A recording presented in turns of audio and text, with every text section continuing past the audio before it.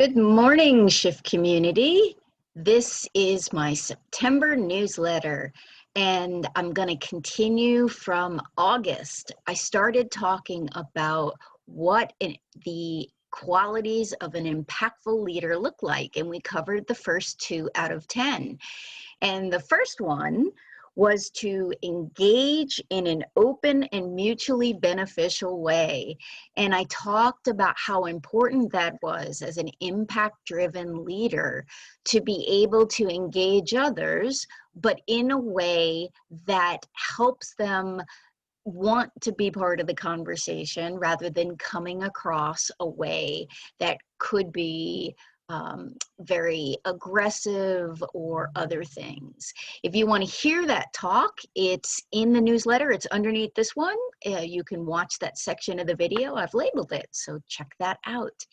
The second quality that I discussed last time was to focus on the possibilities in a current situation versus focusing on what's actually happening now.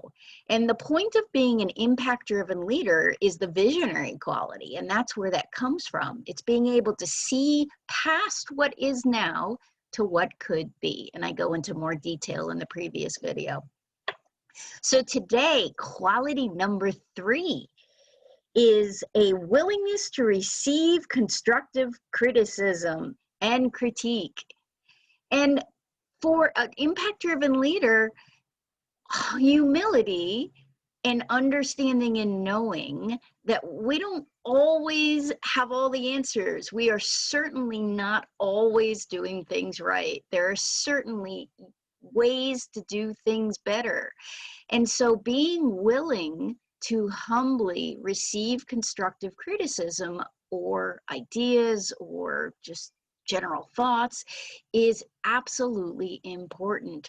And the verse that I love that supports that is Proverbs 3:12. And here's what it says: "For whom the Lord loves, he reproves, even as a father corrects the son in whom he delights."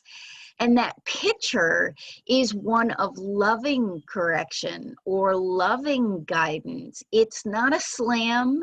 It's not a condemnation. It's that loving, hey, I think there's a better way to do this, or hey, you're going down the wrong path, or hey, I care about you and I'm just trying to help prevent you from some pain and suffering.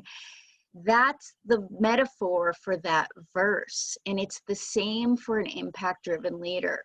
Be humble, be open to listening what people say. It doesn't mean that they're right.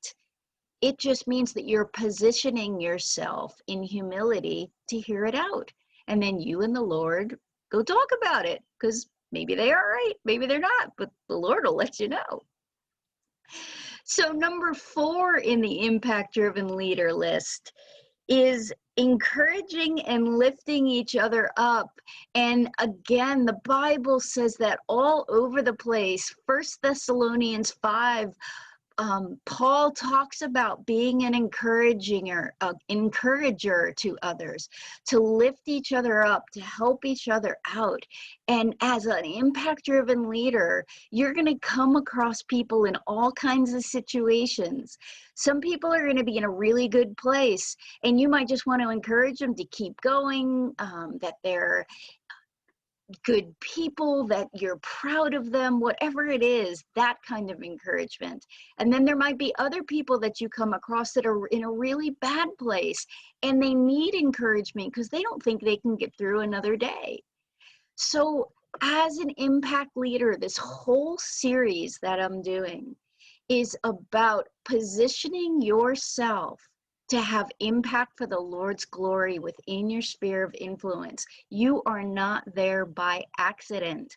And all of these 10 qualities, if you take the time to develop them, or at least be conscious of them every day, you're going to have so many opportunities to partner with the Lord to do things for all of his kids around you. And that's impact, and that's exciting. So that's number 3 and 4. So let me just close out my newsletter by catching you up. So I had my event last week, which was the Reset 2020 event. It went really well. We had a lot of people sign up for it. Some people couldn't show up live, so they watched the recordings. Other people did. Got a lot of great feedback from the homework, that they were learning things and that things were great. So I'm so excited about it. I think I'm going to do it again, but I'm going to do it again in a different way, because I think the 5 days in a row was really intense and people just didn't have time to dig in and spend time with the Lord, to go through the homework, to do their reset. So I'm going to play around and see how I can do it again differently. But I did record all the MP3s and I've got the PowerPoint. So here's what I'd like to do. I'd like to offer it to my Shift community as an opportunity to do your own reset.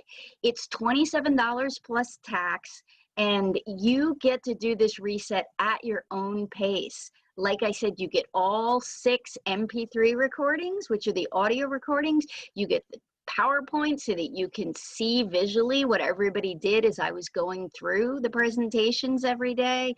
You get the homework worksheet, and if you purchase it, you get a bonus, which is a Psalm 23 abundance teaching I did a couple of years ago, which had really great feedback. So that's an opportunity for you. You can scroll down and check that out. And lastly, thank you for being part of this Shift community. My goal is always to help people be the best they can be, to be able to position them in alignment with the Lord so they can receive all the blessings and promises that He wants to give them, and to grow them into whatever things that they're wanting to grow into. So if you're interested in a coaching program, click on the little coffee and conversation icon. I'd love to talk to you a little bit about that. And if you'd like me to speak to your group, whether it's in person or virtually, I love doing that kind of stuff. I've got several topics I can choose from that we can talk about. Okay, guys, that's it for September. Have a great rest of your week, and always know that I'm here if you need prayer. So feel free to reach out. Thanks, guys. Take care. Bye.